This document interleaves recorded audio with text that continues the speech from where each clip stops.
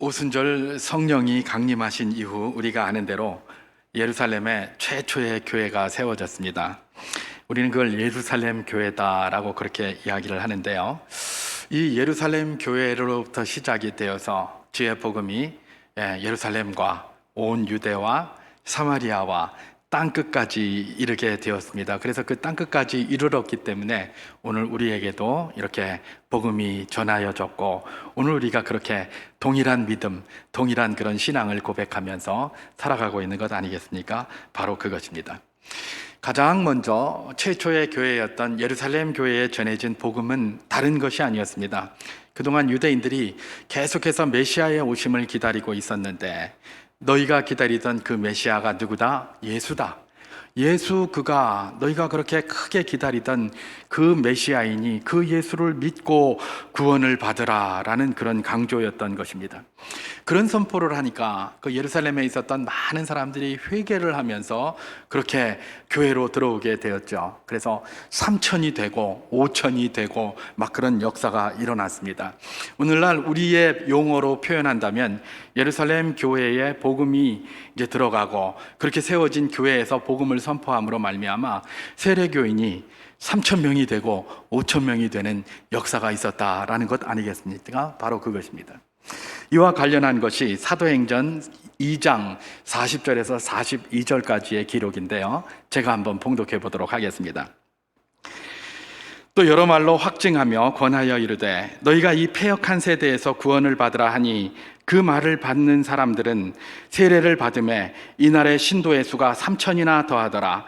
그들이 사도의 가르침을 받아 서로 교제하고 떡을 떼며 오로지 기도하기를 힘쓰니라. 그렇게 기록합니다.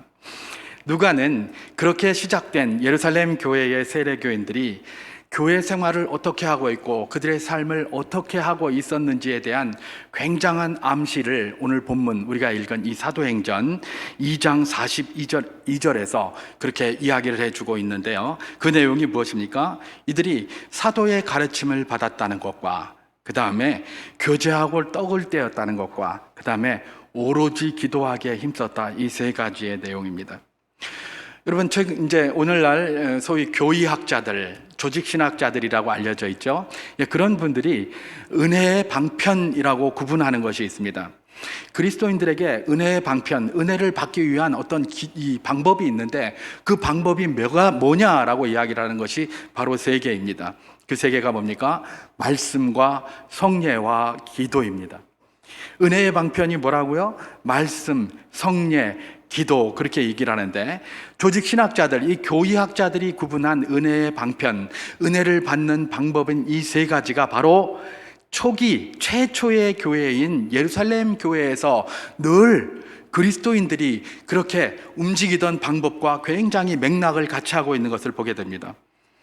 예를 들면 사도의 가르침을 받아, 이게 바로 말씀 아니겠습니까? 오늘 우리가 가지고 있는 성경이 사도의 가르침입니다. 그죠? 그러니까 사도의 가르침을 받았어요.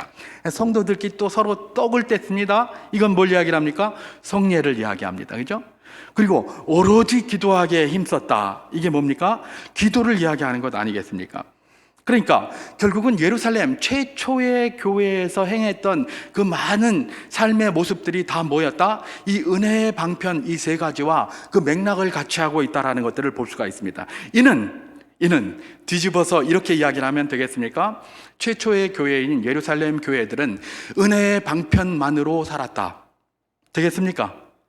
예, 말씀을 가지고 그 다음에 또 서로 떡을 떼며 교제하고 오로지 기도에 힘썼다. 예루살렘 교회의 최초 교회의 성도들은 뭐만 가지고 살았다? 은혜만을 추구하고 살았고 은혜만으로 살았다라는 것들을 잘 보여주고 있는 것입니다.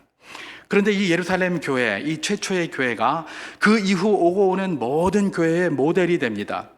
그래서 오늘날의 교회는 무엇을 갖다가 회복하기를 원하는 겁니까? 예루살렘 교회의 그 모습을 회복하기를 원하시는 것이죠. 우리 교회뿐 아니라 우리 이후의 모든 교회들도 바로 그 모델, 예루살렘 교회의 모델을 가지고 나아가는 것, 그게 하나님의 뜻입니다. 그래서 최초의 교회를 세우시고 하나님께서 그 예루살렘 교회의 세례 교인들을 통하여 이런 모습의 삶을 보여주셨던 것입니다. 앞으로 그 이름을 교회라 하고 그 이름을 예수를 믿는 그리스도인들이라 하는 그들은 이런 삶을 살아야 된다라고 하면서 보여주신 것이 바로 예루살렘 교회를 통해서 보여주신 것이라는 것이죠. 그게 뭡니까? 말씀과 성례와 기도라는 은혜의 방편으로 은혜만 추구하며 살아가는 바로 그것입니다. 오늘날 우리가 살아가는 방식은 다양한 방식이 있습니다. 그런데 그것이 그리스도인입니까? 우리 주님께서는 그리스도인들에게 요구하는 것이 있습니다. 너희가 살아가는 방식, 다양한 방식으로 살아갈 수 있지만 그러나 너희는 은혜를 추구하며 살아야 된다. 아니, 은혜만으로 살아야 한다라는 것입니다. 그게 예루살렘 최초의 교회인 예루살렘 교회를 통하여 하나님이 보여주신 것이고 또 오늘 읽는 우리에게 도전을 주시는 것입니다. 너희가 세상을 살아갈 때에 다양한 것들로 살아가고 있지만은 나는 너희에게 이르노니 너희의 삶의 방식은 다른 무엇이 아니라 은혜를 추구하는 삶이어야 하고 은혜만 추구하는 삶이어야 한다. 바로 그것인 것입니다. 그렇습니다. 우리 주님께서는 지금도 우리가 다양한 방식으로 살아갈 수 있고 다양한 방식의 삶을 선택할 수 있지만은 은혜를 선택하는 삶을 추구하기를 원하시는 분이신 줄 믿으시기 바랍니다. 그래야 그것이 그리스도인으로 온전히 세워지는 중요한 방식이다라는 것을 성경은 우리에게 끊임없이 도전하고 있는 것입니다. 하나님의 언약 안에 있는 그리스도인들, 말씀과 성례와 기도라는 은혜의 방편으로 주시는 이 하나님의 은혜 속에서 사는 삶, 그래서 그를 뭐라고 얘기를 한다? 그리스도인이다, 이렇게 이야기를 한다는 것입니다. 그렇습니다. 그리스도인은 말씀의 사람이죠. 말씀의 사람이에요. 또 책의 사람이라고도 합니다. 말씀을 사모하니까 책의 사람이라고도 해요. 말씀의 사람이라는 건 뭡니까? 말씀이 기준이 되고 말씀이 토대가 돼서 모든 것을 그걸 기준으로 살아가는 거예요. 이건 다시 말해서 말씀을 기준으로 하는 게 은혜를 찾는 거죠. 그죠? 모든 게 말씀을 기준으로 살아가요. 때로는 그 말씀의 기준이 내 생각과 내 경험과 내 현실과 굉장히 괴리되어 있고 동떨어진 것처럼 보일 수도 있어요. 근데 우리가 믿는 하나님이 누구십니까? 전능하신 하나님이신 줄 믿습니다. 온 세상을 창조하신 하나님이신 줄 믿습니다. 그 하나님께 우리는 무한한 믿음을 주어야 하는 것입니다. 그게 그리스도인의 삶입니다. 그래서 말씀이 나의 경험과 상관없이 그렇게 주어진다 할지라도 우리의 삶의 기준은 무엇이어야 한다? 말씀이어야 한다는 것입니다. 그게 그리스도인이 말씀의 사람이다라는 것들을 잘 보여주고 있는 것이죠. 그리스도인들은 또한 성례를 중시하는 사람입니다. 성례를 중시합니다. 성례가 무엇입니까? 내 신앙이 이것입니다라는 고백으로부터 출발합니다. 그래서 공동체에서 나의 신앙을 공적으로 고백함으로 말미암아 세례를 받고 말입니다.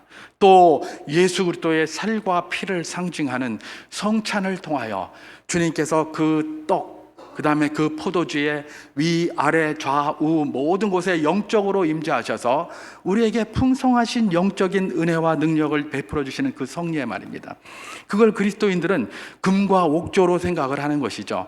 우리가 지난 3년 동안 코로나로 인해요 이 성찬식을 제대로 진행하지 못했습니다만은, 그러나 분명한 것은 그 성찬식을 통해서 우리에게 베풀어 주시는 은혜가 굉장히 크다라는 것들을 우리는 항상 기억해야 하는 것입니다. 예수 그리스도를 상징하는 그 떡, 그 피를 상징하는 그 뭡니까? 그 포도주, 이것이 바로 무엇입니까? 우리에게 부어지고 우리에게 먹혀질 때에 그 모든 자양분, 영적인 자양분이 우리에게 충만한 능력으로 임한다라는 사실로 그것을 받아야 하는 것이죠. 또 그리스도인들은 그렇게 하고 있습니다. 그래서 세례 받기 전, 이 성찬하기 전에 어떻게 합니까? 기도도 많이 하고 그 성찬을 통하여 주의 은혜가 나의 삶 가운데 충만히 임하게 하여 주시옵소서, 이렇게 하는 것 아니겠습니까? 예, 그렇습니다. 그리스도인은 은혜를 사모하는 자들이기 때문에 성례를 굉장히 중요시 여기죠. 또한 그리스도인은 어떤 사람입니까? 기도의 사람입니다. 기도의 사람. 여러분, 기도의 사람이라는 게 뭐냐? 그리스도인은 기도할 수밖에 없는 사람이에요. 왜냐하면 은혜 속에 살아야 되거든요. 은혜가 없으면 기도인 살 수가 없어요. 그러니까 기도밖에는 뭐 할 게 없는 거예요. 여러분, 성경을 한번 들여다보십시오. 그리스도인들이 이것도 해보려고 그러고 저것도 해보려고 그러고 굉장히 노력을 많이 합니다. 그러나 이것도 안 되고 저것도 안 되고 했을 때, 감옥에 있을 때 그들이 했던 건 뭡니까? 기도였습니다. 기도는 그리스도인을 그리스도인 되게 합니다. 그리고 그리스도인이 말씀의 사람이고 성례의 사람이라고 할 때에 기도가 그걸 가능하게 해요. 기도하지 않으면 우리는 말씀을 잘 들여다보지 않습니다. 기도를 하면서 우리 마음속에 하나님이 부어주시는 은혜가 있습니다. 네가 말씀대로 한번 살아봐라. 그래야 말씀이 우리에게 말씀되는 겁니다. 성례도 마찬가지입니다. 우리가 기도하지 않고 성례에 참석합니까? 이 빵이 왜 이렇게 작아? 왜 포도주가 이렇게 맛이 없어? 이거 포도주 담은 거야? 아니면 콜라 사온 거야? 포도 주스 사온 거야? 뭐야? 자꾸 그렇게 돼요. 여러분, 그게 포도 주스면 어떻고, 뭐 포도주 담근 거면 어떻고, 맛이 좀 쓰면 어떻고, 어떻습니까? 그건 그것과 상관이 없는 거예요. 그건 예수 그리스도의 피를 상징하잖아요. 아이고, 뭐 이 빵은 이게 뭐야? 이게 카스테라야, 식빵이야, 뭐야? 이 맛자, 이 맛없는 거 이런 거네? 예, 그게 다 뭡니까? 그 의미를 제대로 모르니까 그러는 거예요. 기도하는 사람은 그 빵의 질이 어떻든지, 그 잔의 질이 어떻든지 그걸 중요하게 생각하지 않습니다. 그 빵의 의미가 무엇인지, 그 잔의 의미가 무엇인지에 집중하게 되는 것이죠. 그래서 그리스도인은 기도의 사람이어야 합니다. 기도의 사람이어야만 비로소 그리스도인이라 그렇게 이야기를 할 수가 있는 것이죠.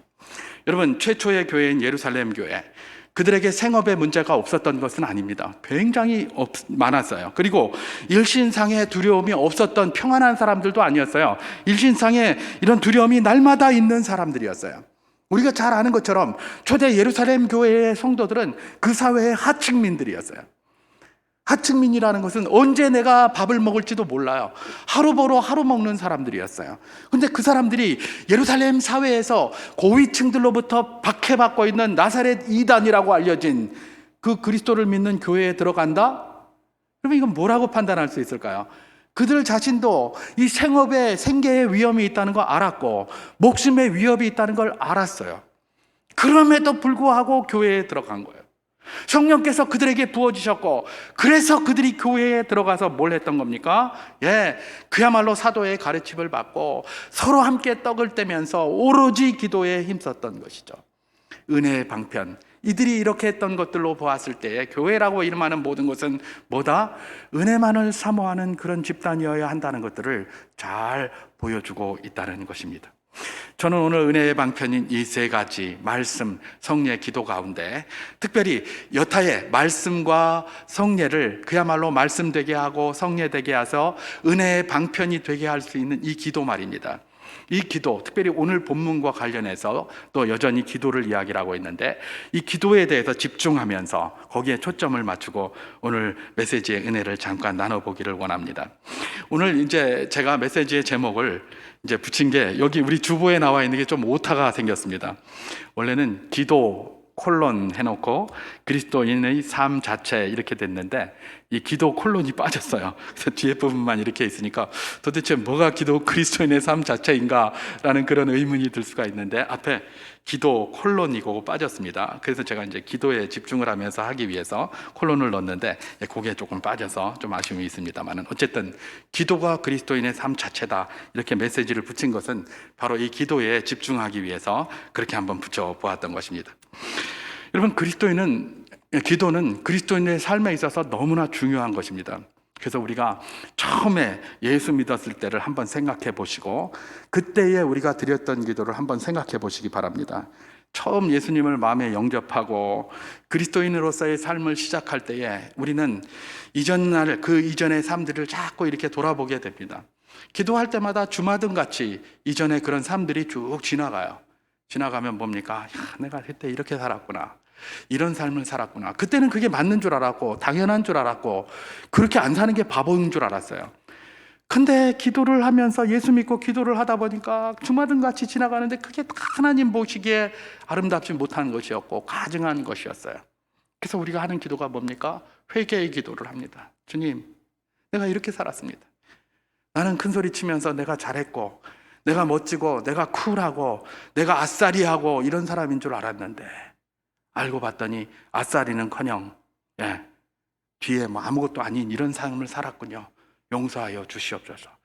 앞으로 나의 삶은 주님의 은혜 가운데 거하여 주님의 이끌림을 받는 삶이 되기를 소망합니다. 그렇게 기도하지 않겠습니까? 바로 그렇게 기도하면서 우리가 그리스도인의 삶을 시작했습니다. 그 이후로 우리는 그리스도인으로서 인생을 살아가면서 많은 기도를 합니다. 지금 우리도 여전히 그런 기도를 하죠. 어떤 겁니까? 기쁘고 즐거운 일이 있으면 우리는 하나님께 감사와 찬양의 기도를 드립니다. 주님께서 이 기쁜 일을 우리에게 허락하셨군요 라면서 말입니다. 그리고 때로는 또 슬프고 마음 아픈 일도 있을 수 있습니다. 이럴 때는 또 우리는 기도를 드립니다. 하나님 앞에 상한 마음을 드리면서 통곡을 합니다. 하나님, 이런 일들이 왜 우리에게 펼쳐집니까? 주님, 도움을 주시고 이 모든 슬프고 아픈 일들이 속히 지나갈 수 있도록 주님께서 은혜를 베풀어 주시옵소서. 이렇게 기도하잖아요. 그리고 살면서 중요한 선택의 순간을 만날 때마다 우리는 하나님의 뜻을 묻는 기도를 합니다. 내 뜻대로 그냥 확 해버리면 되는데 그렇게 하기보다는 하나님의 뜻을 묻는 것이죠. 하나님, 여기서 내가 어디를 선택해 가야 되겠습니까? 라고 그렇게 질문을 합니다. 여러분, 하나님의 뜻을 묻는다는 것, 이거 굉장히 중요합니다. 우리가 어떤 선택의 문제에서 하나님의 뜻을 묻는다라고 할 때에 그 의미는 뭐겠습니까? 하나님의 뜻을 묻는다는 의미는 결과에 연연하지 않는다는 의미입니다. 하나님의 뜻이 무엇인지 알려고 이렇게 그게 뭐냐 그러면서 찾아다니고 막 하지 마십시오. 하나님의 뜻을 묻는다는 것은 결과에 연연하지 않는다는 겁니다. 그게 하나님의 뜻이에요. 하나님의 뜻을 묻는 거예요. 내가 하나님, 나는 이렇게 하기를 원합니다. 그러나 주의 뜻대로 되기를 원합니다. 주님, 어디로 가기를 원하십니까? 이렇게 기도를 했습니까? 그러면 하나님의 뜻이 어떻게 응답으로 옵니까? 어떤 결과로 옵니다. 그 결과가 우리에게 맞을 수도 있고 우리의 생각과 전혀 다를 수도 있습니다. 왜냐하면 하나님의 생각은 우리의 생각과 다를 수 있기 때문에 그래요. 그럼 하나님의 뜻을 묻는다는 건 뭘까요? 여러 가지 우리가 하나님의 뜻을 알기 위해서 다양한 방법을 합니다만 그거 다 알아낼 수가 없습니다, 우리가. 그러면 그걸 아는 결과를 보는 겁니다. 그리고 그 결과에 연연하지 않는 겁니다. 결과가 나에게 원하는 것과 전혀 다른 게 됐습니까? 하나님의 뜻이라고 믿는 겁니다. 그리고 그 결과를 주신 하나님께 감사하고 이 결과가 하나님이 내게 최선의 것으로 주시는 것이다라는 믿음이 흔들리지 않으면 되는 겁니다. 그게 바로 하나님의 뜻을 묻는다는 거예요. 이거 어디로 갈까요? 침탁 뺏어서 이러고 이거 던져가지고 이러고 아니면 누구한테 가서 묻고 이거 하나님 기뻐하시는 게 아니에요. 하나님이 나에게 최선의 것을 주시는 분이신 줄 믿습니까? 그거예요. 하나님이 나에게 최선의 것을 주신다면 때로는 그것이 지금 나에게 쓴 잔일 수도 있어요. 때로는 그것이 내가 정말 싫어하는 것일 수도 있어요. 그러나 그것이 나에게 허락하신 하나님의 상황이고 하나님의 나의 모든 상황을 섭리하신다는 것들 믿습니까? 그럼 그것도 하나님이 주신 것이에요. 그게 하나님의 뜻이에요. 그러니까 우리가 하나님의 뜻을 묻는다고 할 때 여러 가지 이상한 생각하면 안 됩니다.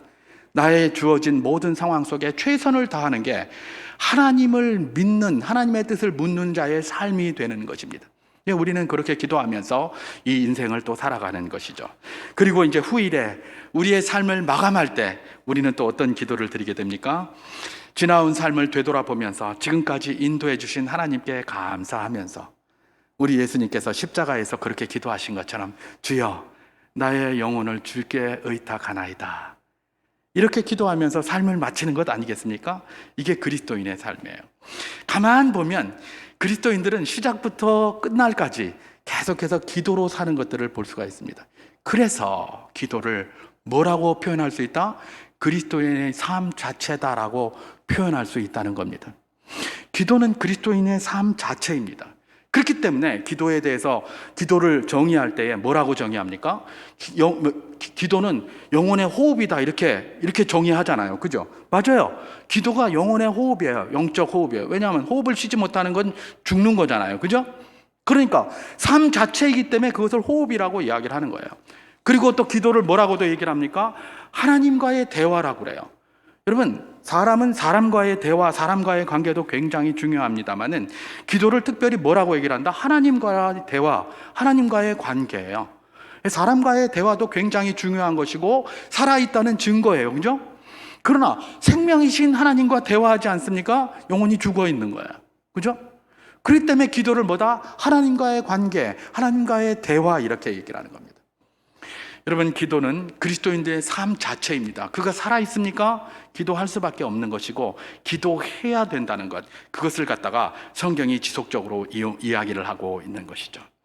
오늘 우리가 읽은 본문에는 그야말로 기도를 기도를 그야말로 뭡니까? 삶의 전체, 삶 자체로 살아낸, 기도의 삶을 살아낸 아브라함에 대해서 잘 기록하고 있는 내용을 우리는 발견하게 됩니다. 아브라함은 매 순간 하나님 앞에 기도했고요. 그래서 영혼의 호흡을 누렸고, 또 매 순간 하나님과 대화했습니다. 오늘 본문에도 대화하는 내용이 나오잖아요. 그죠? 매 순간 하나님 앞에 대화했어요. 다시 말해서 아브라함은 뭐다? 그 삶 자체를 기도로 살아가는 삶이었다. 아브라함의 삶 자체는 기도였다라는 것들을 보게 되는데, 그 명확한 증거를 오늘 본문의 어떤 아브라함이 살고 있던 지명을 통해서 우리는 증거받게 됩니다. 발견하게 됩니다. 그래서 아브라함이 살고 있던 그 장소가 어떤 것인지를 한번 살피면서 아브라함이 얼마나 하나님 앞에 기도하는 삶, 그야말로 그의 삶 자체는 기도였는지를 발견하기를 소망하는데요. 오늘 본문 창세기 18장 16절을 제가 한번 봉독해 보도록 하겠습니다. 그 사람들이 거기서 일어나서 소돔으로 향하여 가고 아브라함은 그들을 전송하러 함께 나가니라, 그렇게 얘기를 합니다. 천사들이 소돔을 향하여 갔고 거기서 일어났다라고 그렇게 얘기를 합니다. 거기, 이게 아브라함이 살고 있는 곳이에요. 아브라함이 여기에 살고 있는데 하나님이 그를 방문하러 오신 것이죠. 방문하러 오셨는데 거기가 어디냐, 이게 굉장히 중요합니다. 거기는 어디인가? 우리 창세기 18장 1절에 보면 거기를 마므레라고 이야기를 하고 있습니다. 마므레 상수리 나무 숲을, 그죠? 마므레, 거기가 마므레예요. 마므레, 아브라함이 거주하고 있었고 거기에서 하나님과 늘 교제하면서 하나님이 아브라함을 만나러 내려오시고 거기에서 아브라함과 대화하신 거기가 어디냐? 마므레예요. 마므레. 이 마므레라는 의미는 강하다라는 의미예요. 강하다. 마므레는 강하다라는 그런 의미입니다. 그런데 이 마므레에 대해서 창세기 23장 19절에 보면 이 마므레의 또 다른 이름을 이야기를 하고 있습니다. 창세기 23장 19절은 이렇게 가로를 해놓고 마므레는 곧 헤브론이라 이렇게 기록하고 있어요. 다시 말해서 마므레가 나중에 이름이 뭘로 바뀐다는 거예요? 헤브론으로 바뀐다는 거예요. 그리고 이 마므레는 여호수아서 14장 15절에 보면 또 다른 이름이 있어요. 이 헤브론이 옛 이름이다라고 하면서 여호수아서 14장 15절에서는 헤브론의 옛 이름은 기럇 아르바더라 이렇게 얘기를 합니다. 기럇 아르바. 다시 말해서 마므레가 곧 기럇 아르바고 기럇 아르바가 곧 헤브론이고 헤브론이 곧 마므레예요. 같은 장소를 나타내는 그런 이름이에요. 그런데 여러분, 우리가 헤브론 그러면 굉장히 유명한 곳이에요. 헤브론이 어떤 곳입니까? 다윗이 유다 지파의 왕으로 등극을 해서 거기를 수도로 삼은 곳이 헤브론이기도 하잖아요. 헤브론이 굉장히 의미가 있는 곳인데 이 헤브론의 원래 이름은 마므레였어요. 그리고 그 후로 조금 지나선지 그 이름이 뭐였습니까? 기럇 아르바였어요. 그리고 그 후에 또 뭐가 됩니까? 헤브론이 된 거예요. 원래 마므레는 기럇 아르바였는데 헤브론이 된 것이죠. 그럼 기럇 아르바는 뭐다? 아까 마므레는 강하다는 뜻이잖아요. 기럇 아르바는 어떤 의미입니까? 제가 전에 한번 말씀을 드렸는데 기럇 그러면 마을이라는 뜻이고 아르바라는 것은 누굽니까? 안악의 아버지더라라고 여호수아서에 보면 그렇게 돼 있어요. 다시 말해서 기럇 아르바는 안악 자손 중에서도 아버지, 굉장히 등치 크고 이런 사람들이 모여 사는 곳이 어디예요? 바로 그 마므레, 그 기럇 아르바, 나중에 이름이 헤브론으로 된 바로 그 자리예요.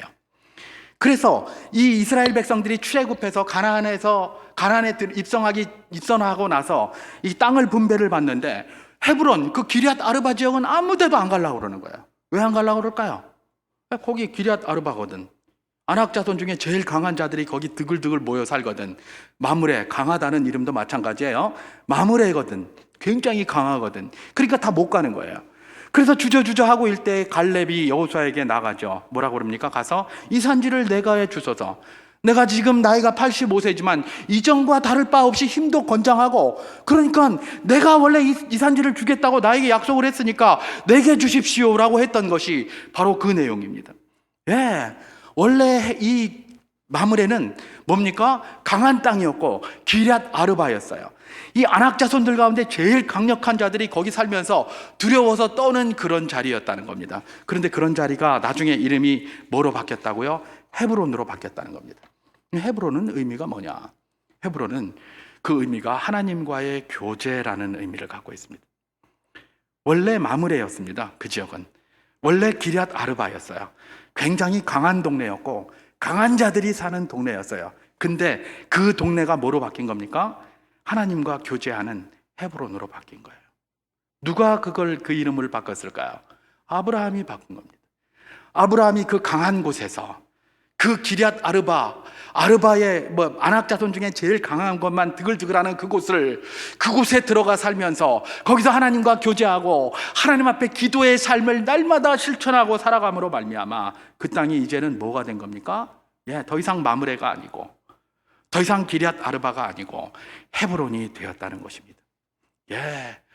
아브라함은 그 땅을 헤브론으로 바꿀 정도로 그야말로 삶 자체를 기도로 살았던 사람입니다. 하나님과의 교제로 살았던 사람이에요.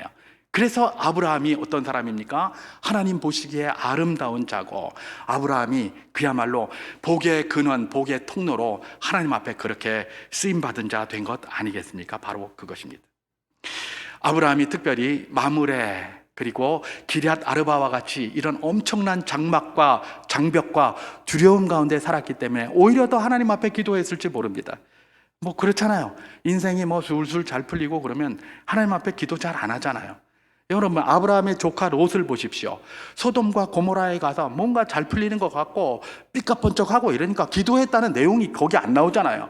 오히려 천사들이 가서 막 나가라고 하는데도 그냥 머뭇거리고 머뭇머뭇하고 이러고 앉았어요. 롯도 의인이에요.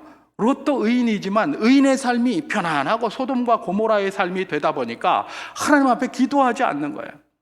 그런데 아브라함은 어디로 갔습니까? 이 마므레로 가게 된 거예요. 기럇 아르바로 가게 된 거예요. 그러니까 거기 가가지고는 기도하지 않으면 할 게 하나도 없어요. 여러분, 성경에 보면 그런 믿음의 선배들에 대한 기록들이 굉장히 많잖아요. 믿음의 선배들이 아무것도 할 수 없을 때 그들이 했던 유일한 무기가 있었나니 그게 뭡니까? 기도였던 겁니다. 아브라함이 어떻게 그 마므레 그 다음에 기럇 아르바를 헤브론으로 만들 수 있었습니까? 그곳이 마므레였기 때문에 만들 수 있었던 것이고 그곳이 기럇 아르바였기 때문에 만들 수 있었던 거예요. 그곳이 그냥 소돔이나 고모라였으면 그곳을 헤브론으로 만들 수가 없는 것이죠. 그렇기 때문에 시편 기자는 뭐라고 얘기를 했습니까? 시편 119편 71절에서 이렇게 이야기를 한 것 아니겠습니까? 고난당한 것이 내게 유익이라 이로 말미암아 내가 주의 율례들을 배우게 되었나이다. 고난이 없었다면 주의 율례 관심 없어요. 이거 잘 풀리고 있는데 이렇게 가고 있는 게 맞는 거겠지 그러면서 엉터리 같이 가는 것이죠. 그런데 고난이 밀려오니까 이건 뭔가 아닌가벼? 이게 뭐지? 하나님의 뜻은 무엇이지? 그러면서 말씀을 들여다보고 은혜를 사모하게 되는 겁니다. 그래서 주의 율례를 배운 거예요. 그러다 보니까 이 시편 기자가 뭘 깨닫게 된 겁니까? 내가 고난당하는 거 정말 싫어하는데, 정말 마므레 싫어하고 기럇 아르바 싫어하는데, 근데 그것 때문에 내가 오히려 주의 율례 가운데 더 나가게 되었구나. 그게 내게 복이구나. 그렇게 고백한 것 아니겠습니까? 바로 그것입니다. 여러분, 아브라함을 통하여 마므레 기럇 아르바를 하나님과 교제라는 의미의 헤브론으로 바꾸기를 원하시는 그 하나님은 여전히 오늘 우리와도 교제하기를 원하십니다. 내가 있는 바로 그것이 때로는 마므레 같고 때로는 기럇 아르바와 같을 때가 많이 있습니다. 근데 주님께서는 이 아브라함의 모습을 도전하시면서 우리에게 무엇을 이야기하고 계십니까? 너가 처한 그 기럇 아르바, 너가 처한 그 마므레를 헤브론으로 좀 바꿨으면 좋겠다. 그걸 누가 하라는 겁니까? 아브라함이 했던 것처럼 네가 해라. 그리스도인인 네가 해라. 내 백성인 네가 해라. 네가 마므레와 기럇 아르바를 뭘로 만들어라? 헤브론으로 만들라는 겁니다. 마므레를 없앨 수 없습니다. 기럇 아르바를 없앨 수 없어요. 대신 뭘로 만들어라? 헤브론으로 만들라는 겁니다. 여러분, 우리 앞에 마므레가 있습니까? 기럇 아르바가 있습니까? 우리는 그것 어떻게 할 수 없습니다. 우리의 능력으로 불가능한 일입니다. 그러나 우리가 할 수 있는 게 있습니다. 마므레와 기럇 아르바를 헤브론으로 만들 수는 있습니다. 어떻게 만듭니까? 하나님 앞에 기도하는 겁니다. 하나님 앞에 기도하면서 교제하며 나아가는 겁니다. 마므레는 마므레로 있고 기럇 아르바는 기럇 아르바로 있을지 모르지만 그건 우리가 어떻게 할 수 없지만 그것을 헤브론으로 만들 수는 우리에게 있다는 것입니다. 우리 주님께서 이런 말씀을 통해서 우리에게 도전하시는 것이 무엇입니까? 우리가 처한 환경이 어느 곳이든 그것을 헤브론으로 네가 만들어라. 그건 너에게 주어진 사명이고 너에게 주어진 책임이다. 그 이야기를 지금 하고 계시는 것입니다. 아브라함을 향한 이 소원, 또 우리를 향한 이 소원이 우리 모두의 또한 소원이 될 수 있기를 주님의 이름으로 축원합니다. 우리는 이 땅에 그리스도인으로 살아가는데 그 살아가는 그 중심이 뭡니까? 우리가 처한 모든 마므레와 모든 기럇 아르바를 헤브론으로 만드는 그 일을 바로 내가 한다라는 것들을 기억하는 바로 그것입니다. 그 사명을 흔들리지 않고 추진해 나가는 기도의 사람들이 다 될 수 있기를 주님의 이름으로 축원합니다. 아브라함처럼 우리 그리스도인들에게 기도가 삶 자체가 되어야 될 이유가 있죠. 그 이유는 너무나 많습니다. 근데 오늘은 한 가지만 한번 생각해 보기를 원합니다. 아브라함처럼 기도가 그야말로 우리 그리스도인들, 우리 자신의 삶 자체가 되어야 할 이유는 무엇이냐? 한 가지만 살펴보면 기도가 하나님을 하나님 되게 하기 때문에 그렇습니다. 여러분, 하나님을 하나님 되게 한다, 이 말이 좀 이상합니다. 아마 하나님이 하나님이시지 뭐 네가 하나님을 되게 하냐 안 되게 하냐 그게 뭐 너한테 상관이 있느냐? 아닙니다. 하나님은 하나님이십니다. 믿습니까? 그러나 내가 하나님을 하나님 되게 하는 것은 뭡니까? 기도입니다. 기도하지 않으면 하나님이라고 말만 하고 하나님으로 인정하지 않는 겁니다. 기도가 하나님을 하나님 되게 해요. 하나님을 하나님 되게 한다. 우리는 성경을 보다 보면 종종 우리 주님께서 그런 말씀하시는 것을 듣게 됩니다. 내 믿음이 너를 구원하였다. 신약 성경 복음서에 보면 그런 거 많이 나오잖아요. 내 믿음이 너를 구원하였다. 여러분, 그 말이 맞는 말입니까? 하나도 안 맞는 말입니다. 왜냐하면 주님께서 다 구원해 주셨잖아요. 주님께서 다 해주셨잖아요. 그래서 그가 회복된 거고 그가 구원된 거예요. 근데 주님께서는 당신이 하신 일은 하나도 이야기를 안 하고 내가 너를 구원했다라고 하지 않습니다. 뭐라고 이야기를 하십니까? 네 믿음이 너를 구원하였다. 그런 이야기를 하신단 말이에요. 도대체 저 말이 무슨 말인가? 뭐가 저런 말인가? 여러분, 옛날에, 요즘은 뭐 그런 거 잘 모를 겁니다. 모르겠습니다만 우리 어르신들은 아마 들어보셨을 거예요. 인천 앞바다가 사이다라도 곱부 없이는 못 마십니다. 피가 되고 살이 되는 찌개 백반. 들어보셨죠? 못 들어보셨습니까? 이건 좀 경기도 촌놈들이나 하는 건가? 많이 들어보셨죠? 맞아요. 인천 앞바다가 사이다라도 곱부, 컵 없으면 못 먹는 거예요. 다시 말해서 무슨 이야기입니까? 하나님의 은혜는 크고도 넓어요. 내 주 하나님 넓고 큰 은혜는 저 푸른 바다보다 높고 더 높은 하늘보다도 높고 그 은혜를 다 쓰려고 하기에는 이 세상이 감당치 못할 것이다 라고 고백하는 게 사도 요한의 요한복음을 기록한 그 내용 아니겠습니까? 하나님의 은혜는 그처럼 크고도 넓어요. 그런데 그 은혜가 아무리 크고 넓어도 곱부 없이는 못 마십니다. 인천 앞바다가 그 맛있는 사이다로 변해져 있어도 곱부 없으면 못 마신다니까요. 그 은혜가 그렇게 펼쳐져 있어도 믿음으로 그 곱부를 들지 않으면 못 먹는다니까요. 우리 가운데 지금 하나님의 은혜가 천천의 강수처럼 흘러도 곱부를 가지고 우리가 믿음의 손을 내밀기 전에는 그걸 누리지를 못한다는 것입니다. 그게 바로 주님께서 내 믿음이 너를 구원하였다, 그런 이야기입니다. 우리 주님은 지금도 모든 이들이 그런 은혜 가운데 있기를 원합니다. 그런데 그 은혜를 받아 누리는 사람은 정해져 있습니다. 어떤 사람입니까? 믿음으로 나아가는 자가 정해져 있는 것이죠. 주님께서 우리를 도움을 주시기라는 확신을 가지고 기도하는 자가 바로 그런 자라는 것입니다.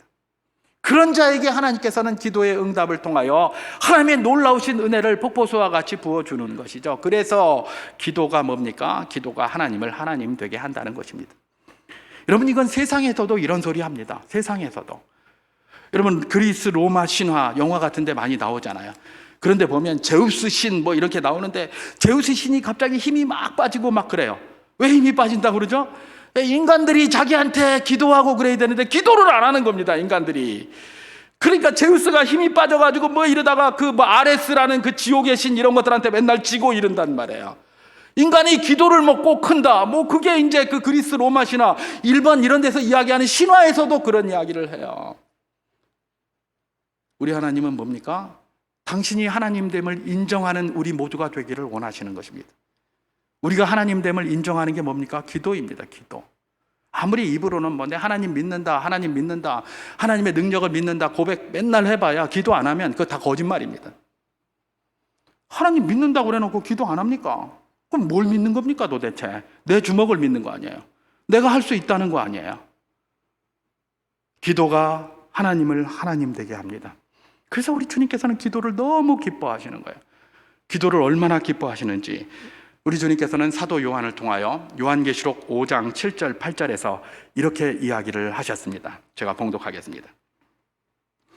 그 어린 양이 나와서 보좌에 앉으신 이의 오른손에서 두루마리를 취하시니라.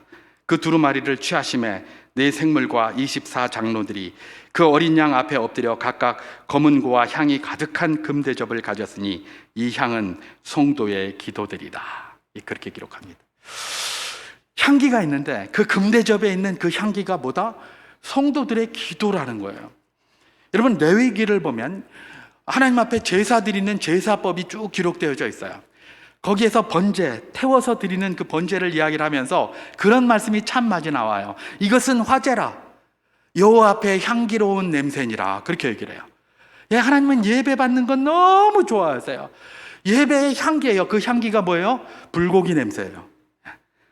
왜 불고기 냄새라고 할까요? 그 당시에 최고 좋은 냄새가 불고기 냄새였어요. 그거보다 더 좋은 냄새가 없어. 그러니까 사람들이 화제라, 불고기 냄새, 하여튼 최고 좋은 거, 하여튼 최고 좋은 냄새예요. 다시 말해서 예배를 그렇게 하나님은 기뻐하시는 거예요. 최고 좋은 냄새, 인간이 표현할 수 있는 최고 좋은 냄새로 향기로 받는 거예요. 근데 기도를 그렇게 받으신다는 거예요. 기도는 그냥 받는 것이 아니라 금대접에 있는 향기라는 거예요. 와, 야, 향기가 있는데 뭐 이런 컵에 들은 향기가 아닙니다. 무슨 저런데 무슨 크리스찬 디올 뭐 향수처럼 병에 들은 게 아닙니다. 금대접에 들은 거예요. 그 향기가 얼마나 대단한 향기겠습니까? 하나님께서 성도들의 기도를 이처럼 기뻐하신다는 거예요. 이처럼 기뻐하신다. 여러분 오늘 우리가 읽은 본문에도 하나님께서 성도들이 기도를 얼마나 기뻐하시고 그래서 그 성도들의 기도를 기다리시는지 잘 보여주는 말씀이 나타납니다. 그 말씀이 어디입니까? 오늘 본문 창세기 18장 22절, 오늘 우리가 읽은 마지막 부분입니다. 제가 한번 봉독해 보도록 하겠습니다. 그 사람들이 거기서 떠나 소돔으로 향하여 가고 아브라함은 여호와 앞에 그대로 섰더니, 그렇게 기록합니다. 세 분이 오셨어요. 그 중에 두 분은 천사들로서 소돔으로 내려가고 한 분은 그 자리에 계속 서 있어요. 누굽니까? 여호와 하나님께서 서 있는 거예요. 여러분 여호와 하나님께서 거길 왜 방문하셨습니까? 소돔과 고모라를 멸하러 가시기 전에 아브라함 집에 먼저 방문을 하신 거예요. 그래서 내가 지금 소돔과 고모라를 멸하러 가야 되겠다라고 아브라함에게 다 알리셨어요. 그러면서 오늘 본문에 보면 네가 모든 복의 그는 통로가 되어야 될 것 아니냐, 네가 법의 원조가 되어야 될 것 아니냐, 이렇게 이야기를 하시면서 아브라함에게 그런 거 막 다 이야기를 하세요. 아니 하나님이 그냥 가서 멸하시면 되지, 아브라함이 도대체 뭐간데, 아브라함은 지가 뭔데 하나님께서 와서 그런 걸 다 이야기를 해줍니까? 뭐 이야기해주는 이유가 있을 거 아니에요. 이야기해주는 이유가, 왜 하나님께서 아브라함에게 그런 이야기를 해주셨는가, 그 이유를 우리가 알아야 되는 거예요. 그죠? 여러분 오늘 본문 가운데 우리가 창세기 18장 22절 읽은 가운데 아브라함은 여호와 앞에 그대로 섰더니 라는 이 부분 말입니다. 이 부분에 대해서 어떤 분은 좀 다른 해석을 합니다. 다른 해석이 아니라 다르다고 그래요. 이 구약 성경의 텍스투스 리셉투스, 다시 말해서 구약 성경의 근간이 되는 그 책이 있습니다. 그걸 마소라 사본이라고 합니다. 마소라 사본에 보면 이렇게 안 기록되어져 있다는 겁니다. 그런데 서기관들이 이걸 이렇게 바꿔놨다는 거예요. 그럼 어떻게 기록되어져 있느냐? 저는 마소라 사본이 없어서 확인은 못했습니다만은 그분의 말이 맞다고 한다면은 그러면서 그 말을 한번 인용을 해보려고 하는 겁니다.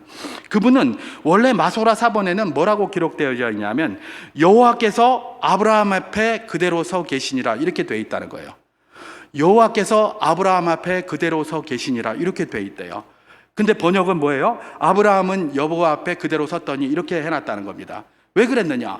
이 서기관들이 이걸 기록을 하려다 이렇게 보니까, 아니 불경하게 말입니다. 여호와께서 아브라함 앞에 서 있다는 게 이게 뭐 불경하게 보이는 거예요. 그러니까 이걸 뒤집어 놨다고 하는 거예요. 그 양반 말이.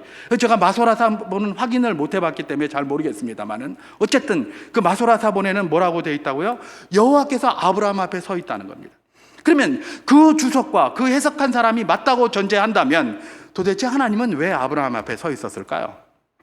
사실 뭐 아브라함이 여호와 앞에 서 있는 거나 하나님이 아브라함 앞에 서 있는 거나 서 있는 거는 똑같은데 근데 그 의미가 조금 다르겠죠. 그죠? 근데 뭐 똑같아. 의미, 전체적인 큰 의미는 똑같은 거예요. 왜 하나님께서 아니 그냥 가시면 되잖아요. 아니 그냥 올라가시면 되잖아요. 소돔으로 내려가시지 않을 것 같으면 그냥 떠나시면 되잖아요. 근데 왜 계속 거기 서가지고 아브라함 앞에서 서 있는 거예요? 왜 서 있었을까요? 왜 서 있었을까요? 예. 왜 서 있었는지 성경에 기록되어져 있지 않지만 뒷부분을 보면 우리가 알게 됩니다. 뒷부분에, 그 밑에 부분에는 뭐가 나옵니까? 아브라함이 소돔과 고모라를 두고 중보하는 내용이 나옵니다. 그죠? 결국은 하나님께서 뭘 듣고 싶었던 겁니까? 아브라함에게 기도를 듣고 싶었던 거예요. 그래서 와서 알려준 거예요. 네가 복의 통로가 돼야 될 거 아니야. 네가 소돔과 고모라 복을 빌어라. 그리고 거기 와서 기다리고 있었던 거예요. 그 기도 안 하니까 아브라함이 기도할 때까지 가만히 기다리고 계셨던 거예요. 근데 아브라함이 기도하니까 이야기 쭉 하고 나서 그리고 가신 거예요. 하나님이 뭘 기다리셨습니까? 아브라함의 기도를 기다리신 거예요. 여러분, 하나님께서는 기도를 너무나 중요하게 생각해요. 왜냐하면 기도가 하나님을 하나님답게 만들기 때문에 그래요. 그래서 그것을 향기로 여기실 뿐만 아니라 하나님의 백성들이 기도하는 것들을 너무 기다리고 계세요. 아이고, 아브라함이 소돔과 고모라 그 쓰레기 같은 그런 것들 그냥 확 멸해버리십시오. 유황불로 그냥 확 멸해버리십시오. 예, 이렇게 해도 뭐 큰 문제는 없어요. 왜냐하면 기왕에 멸하라고 오신 거잖아요. 근데 뭐하러 아브라함에게 가가지고 거기서 그거 다 알려주고 네가 복의 통로가 돼야 될 것 아니냐 이래가면서 말입니다. 그리고 뭐하러 하십니까? 기도를 듣기 원해서 그런 거예요. 여러분, 아브라함에게 하신 거 여전히 오늘 우리에게도 하십니다. 우리가 복의 통로가 돼야 될 것 아니냐 이러시면서 우리에게 요구하시는 것이 있어요. 뭐예요? 너네들 기도 좀 해라, 이런 이야기입니다. 여러분, 우리가 세상에 많은 것들을 보고 이런 비판하고 저런 비판하고 욕하고 그렇게 합니다. 맞습니다. 근데 그 사람들은 그걸 몰라요. 저들이 왜 우리한테 욕하지? 저들이 왜 그러지? 그 사람 눈에는 안 보여요. 근데 이상하게 내 눈에 보이거든요. 그죠? 그런 거 있잖아요. 예. 아랫사람 눈에는 안 보이는데 윗사람한테는 항상 보이는 게 있고요. 예. 누구한테는 안 보이는데 누구한테는 보이는 게 있고요. 사람마다 보는 게 달라요. 그럼 그 보는 걸 어떻게 하라는 겁니까? 소돔 고모라처럼 이 폐역한 곳이니까 불 확 싸질러 주십시오, 이러고 있는 겁니까? 아이고, 저것들은 막 저주받아 마땅하다, 가만 놔두자, 그냥 이러고 있는 겁니까? 아닙니다. 하나님이 소돔과 고모라조차, 소돔과 고모라 같이 그런 썩어 빠진 곳조차도 의인 아브라함이 중보하시기를 원하시는 겁니다. 네가 그 썩어 빠진 그곳을 알고 있으니 그곳에 있는 의인을 위해서 기도하라, 이런 것 아니겠습니까? 여러분, 오늘 우리 삶 가운데도 보이는 많은 것들이 있습니다. 다른 사람들 못 봅니다. 내 눈에만 보입니다. 왜 그걸 내 눈에 보이게 하셨을까? 중보하시라는 겁니다. 중보하시라. 그것이 하나님의 의를 이루어가는 것이다 라는 것이고, 하나님을 하나님 되게 하신다는 것입니다. 여러분, 그리스도인의 삶 그 자체는 기도입니다. 기도가 그리스도인 삶의 자체입니다. 왜냐하면 기도를 통하여 모든 것들이 이루어지고 기도를 통하여 우리의 삶의 가장 핵심인 은혜가 임하기 때문에 그렇습니다. 우리 주님께서 오늘 말씀을 통하여 우리를 도전하고 계십니다. 기도는 하나님이 가장 향기롭게 여기시는 것이고 지금도 우리의 입술을 통해서 나오기를 기다리시는 것이다 라는 바로 그 사실입니다.